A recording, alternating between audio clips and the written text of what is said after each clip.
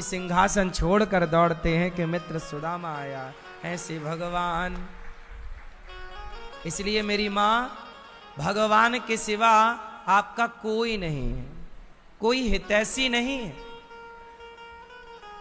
ये दुनिया को आप कितना भी अपना मान लो, पर ये दुनिया किसी की नहीं हुई आज तक। तुम्हारी कैसे होगी? तुम्हारे तो केवल भगवान हैं। जो तुम्हारे हैं उन्हें तुम अपना मानते ही नहीं, और जो तुम्हारे हैं नहीं आप उन्हें अपना मानते हो। ये हमारे हैं, ये हमारे हैं, ये हमारे हैं।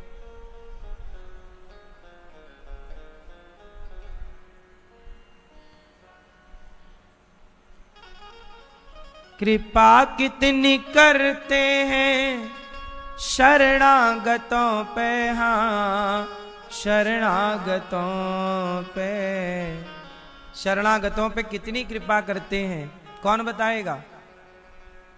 अच्छा ये बताओ, आपकी पत्नी चुराए कोई, रावण चुराया, और रावण का सगा भाई विभीषण, जब विभीषण राम से मिलने आए तो सबने मना किया कि ये दुश्मन का भाई है, हमारे साथ विश्वासघात कर सकता है। लेकिन राम जी ने उस विभीषण पर भरोसा किया और दुश्मन के भाई को गले लगाया। बताओ ये करुणा नहीं है? कौन दुश्मन के भाई को गले लगाता है भाई? कौन? पहली बात तो दुश्मन के भाई पर भरोसा करे कौन? लेकिन शरणागत हैं विभीषण, आए हैं तो राम ने स्वीकार किया, ऐसे स्वीकार किया जैसे हनुमान जी को स्वीकार करते हैं। ऐसे दयालु भगवान, ऐसे भगवान बड़े करुणामय, जिनकी कथा हम सब सुन के अपने हृदय को पवित्र कर रहे हैं, कानों को पवित्र कर। देखो कथा जब सुनते हैं ना तो कान पवित्र होते हैं, हृदय पवित्र होता है, और कथा कहने से वाणी पवित्र होती है। क्या पवित्र होता है? वाणी। हमारे श्री बजरंग लाल अग्रवाल जी के द्वारा यह आयोजन हुआ राम कथा का। आज 9वां दिन है। आप लोगों ने प्रेम पूर्वक कथा का रसपान किया। हमारी मैया दुर्गा देवी अग्रवाल जी के कारण ये कथा हुई। माता मनभरी देवी जी, पिता श्री चिरंजी लाल जी, पुत्र मनोज प्रेमलता अग्रवाल जी, अशोक नंदा अग्रवाल जी, विश्वास आरती अग्रवाल जी,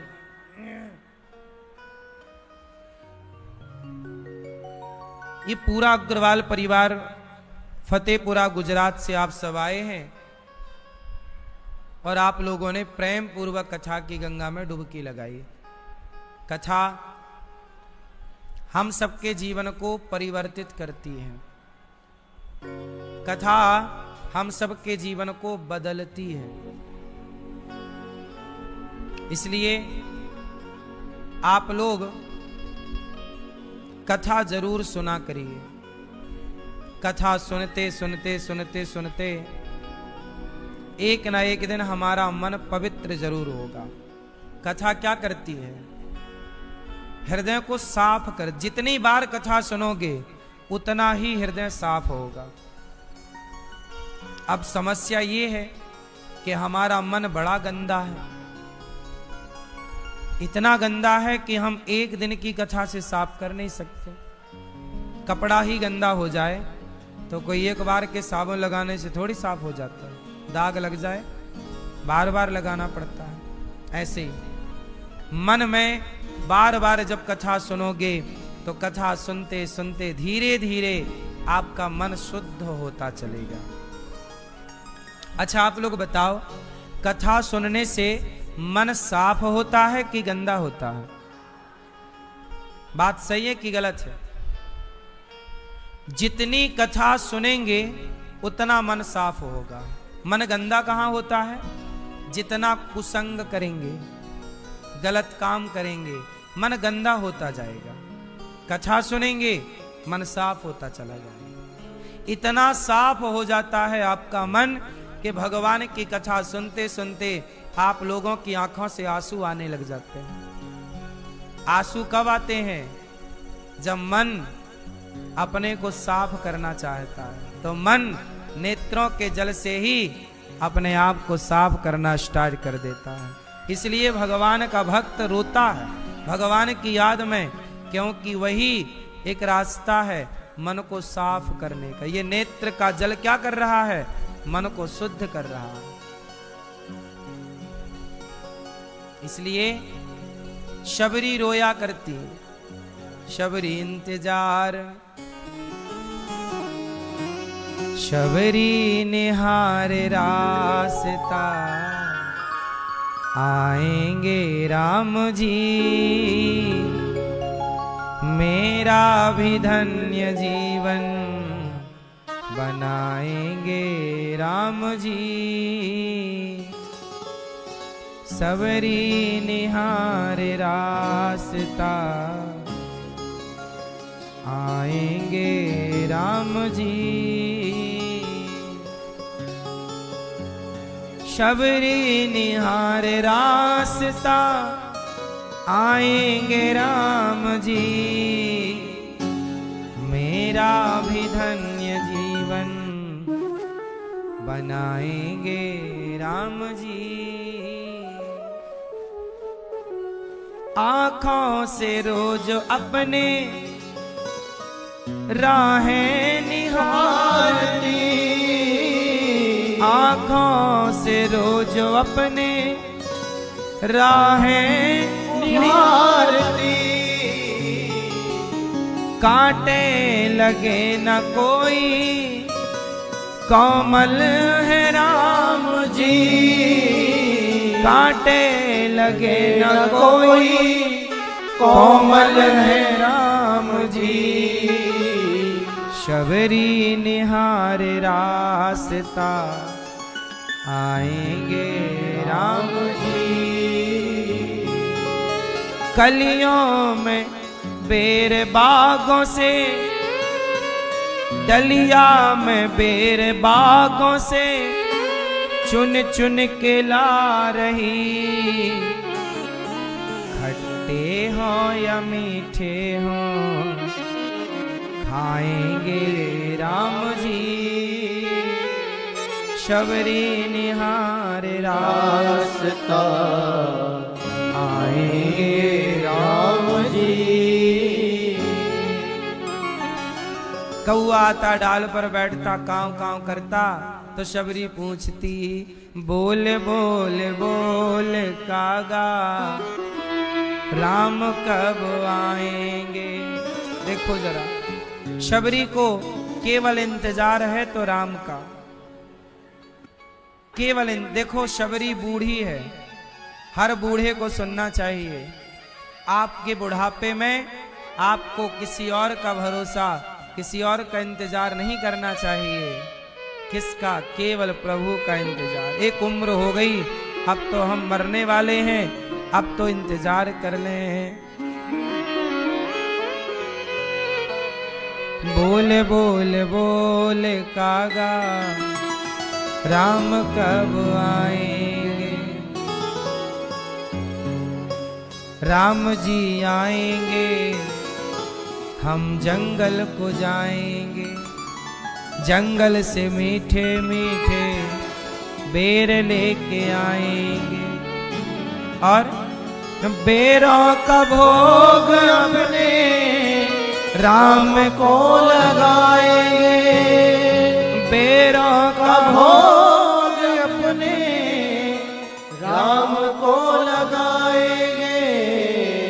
बोल बोल बोल कागा, राम कब आएंगे। कौआ से पूछती शबरी, मैया इंतजार केवल भगवान का करो। शबरी का जीवन बीत गया, लड़कपन, जवानी, बुढ़ापा, पर इंतजार व्यर्थ भी तो नहीं गया ना। आए ना राम, यदि शबरी के पुकारने पर राम आए तो हमारे और आपके पुकारने से क्यों नहीं आएंगे? शबरी इंतजार कर रही थी,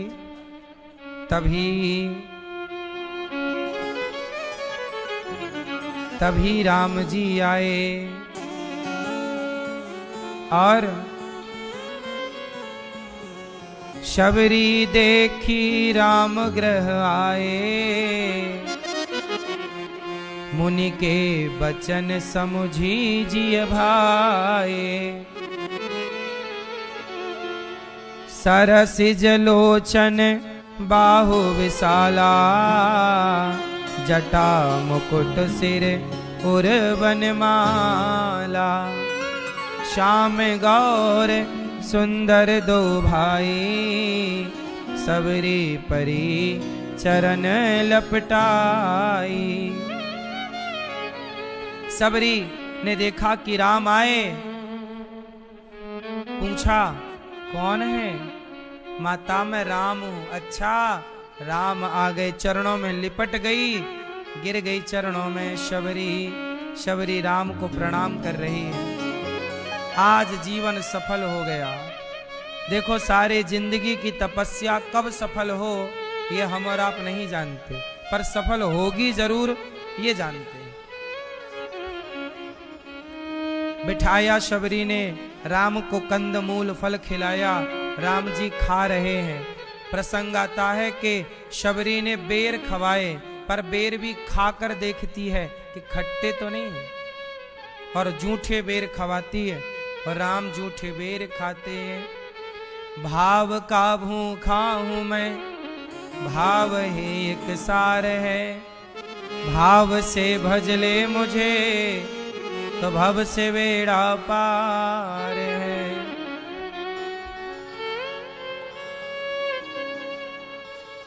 शबरी बोली, राम प्रभु, क्या हमें आप स्वीकार करेंगे?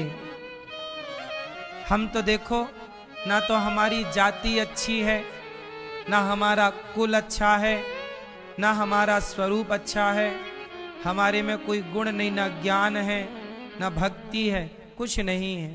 तब कह रघुपति, तब रघुनाथ जी बोले, कह रघुपति सुनो, हे माता सुनो, भाव में निभाता सुनो। मानहु एक भगति करनाता। हे माता, आप मेरी बात ध्यान से सुनो। मैं एक ही रिश्ता मानता हूं। कौन सा रिश्ता? केवल भक्ति का। तुम्हारी जात कैसी है मैं नहीं जानता, तुम्हारा रूप रंग कैसा है मैं नहीं जानता, ना मैं देखता। भगवान रूप रंग थोड़ी देखते हैं, जात पात थोड़ी देखते हैं। सारी जातियां भगवान की ही हैं, सारे लोग भगवान की ही संतान हैं। भगवान ये नहीं देखते कि तुम गोरे हो कि काले हो, अमीर हो कि गरीब हो, हिंदू हो कि मुसलमान हो, कोई भी हो। रसखान तो मुसलमान थे, पर भगवान की भक्ति करके भगवान को पाया रसखान ने। कह रघुपति सुनु भामे निभाता, मानहु एक भगति करनाता। जाति पाति कुल धर्म बढ़ाई, धन बल परिजन गुण चतुराई। कितना भी आपके पास गुण हो, चतुराई हो, जात अच्छी हो, सब अच्छा हो, पर भगवान से प्रेम ना हो तो क्या होगा? क्या करोगे उसका? अब सुनो माता, तुम कहती हो ना कि मेरे अंदर भक्ति नहीं है, तो सुनो, राम जी कह रहे हैं, शबरी माता सुनो, आपके अंदर 9 भक्ति है। आपके अंदर कितनी भक्ति है? लोगों के अंदर तो एक भी भक्ति नहीं होती, भक्ति 9 तरह की होती है। कौन कौन सी माता? राम जी बोले, प्रथम भगति संतन कर संगा। तुम संतों का संग करती हो, तुम संतों की शरण में रहती हो, ये पहली भक्ति है। संतों के पास रहना, संतों से जुड़े रहना, संतों के शरण में रहना।